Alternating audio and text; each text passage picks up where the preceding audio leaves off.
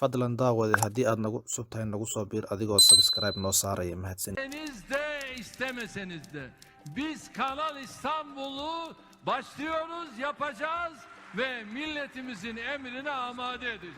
Tani waa Istanbul, caasimadda ugu weyn caalamka ee ku wada taala laba qaaradood, Yurub iyo Asia. Waxaa ku nool in ka badan 15 milyan oo shacab ah, taas oo ka dhigaysa magaalada toddobaad ee ugu weyn Aasiya, halka ay Yurub ka noqonayso magaalada koowaad.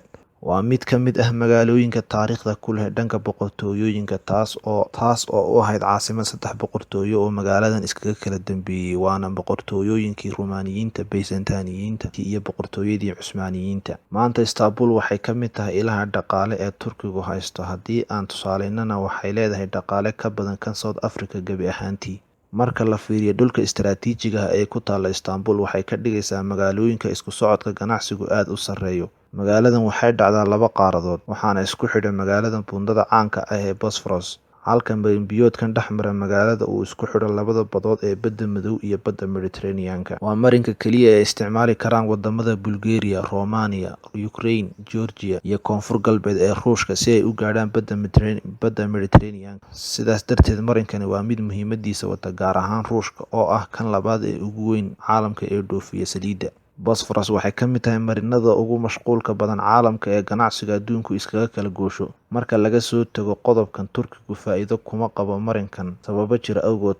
Saas darteed, si xal loogu helo mashquulka iyo saxmadda badan ee meeshan ka jirta, iyaguna dhaqaale badan ka helaan, Turkigu wuxuu qorsheynayaa inuu Istanbul u beddelo jasiirad. Sanadkii 1923, waqti kadib markii uu dhammaaday dagaalkii koowaad ee adduunku, dowladihii ku gacan sarreeyay waxay Turkiga la galeen heshiis lagu magacaabo heshiiskii Lausanne. Heshiiskan waxyaabo badan ayuu ka reebayaa Turkiga, laakiin halka qodobkeena ka khusaysa waa marinka Bosphorus oo Turkiga laga saxeexay inuu noqdo meel aynan wax lacag ah ka qaadin shixnadaha iyo maraakiibtaba, cid kalena aysan ka xigin, oo uu noqdo marin-biyood caalami ah. Sidoo kale, waxaa la xadiday inay isticmaalaan maraakiibta dagaalka ee wadamada qaar. Maalmahan, Turkigu wuxuu ka caagay inuusan wax dakhli ah ka qaadin marinkan cidhiidhiga ah. Haddaba, Turkigu wuxuu qorsheeyay inuu sameeyo marin-biyood macmal ah oo isku xidhaya Badda Madow iyo Badda Mediterranean-ka si loo yareeyo saxmadda marinka Bosphorus oo maraakiibtu sugaan ilaa 14 maalmood, halka marinkan cusub ay ku qaadanayso inay ka gudbaan 4 ilaa 5 maalmood. Isku dayo la rabay qorshahan in lagu fuliyo sanadii 1980 iyo 90-maadkii ayaa guuldaraystay. Mar kale sanadkii 2009 ayuu soo laabtay, waxaana la sameeyay daraasaad ballaadhan. Ugu dambeyn, Erdogan ayaa sanadkii 2011 ku dhawaaqay qorshahan kanaalka Istanbul. Isla mar kale 2012 waxaa la sameeyay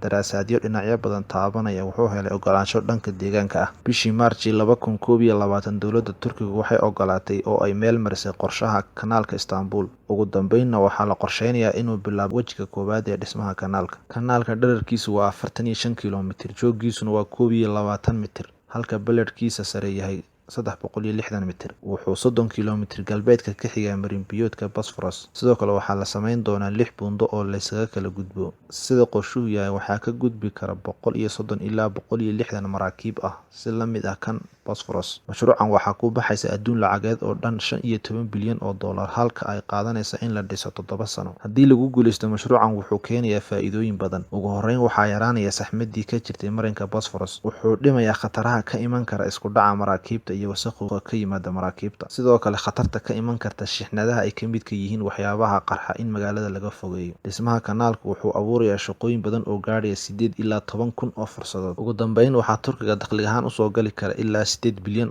sanadkii. Marka laga yimaado faa'iidooyinka uu keenayo kanaalka Istanbul, waxaa ku lamaan iyagana khasaarayaal badan haddii aan si cilmiyeysan looga gaashaaman. Marka hore, wuxuu barabixinayaa mashruucani kumanaan qof, noloshoodana saameyn ku yeelanaya. Wuxuu saameyn u keenayaa biicada dhulkaas. Wuxuu sidoo kale saameyn ku yeelanayaa marinkani meelaha aahaarta taariikhda ee wadankan. Sidoo kale, wuxuu saameyn ku yeelanayaa meelaha biyaha looga soo jeedo Istanbul ama harooyin dhowr ah oo ku yaala dhulkan. Sidaas darteed, dad badan oo ku nool Istanbul ayaa ka soo horjeeda mashruucan. Qormadan intaas ayaan kusoo koobaynaa. Fadlan daawade haddii aad waxuun ka faa'iiday, subscribe saar channel adigoo gambaleelkana furanaya. Asalaamu calaykum waraxmatullaahi wabarakaatuh.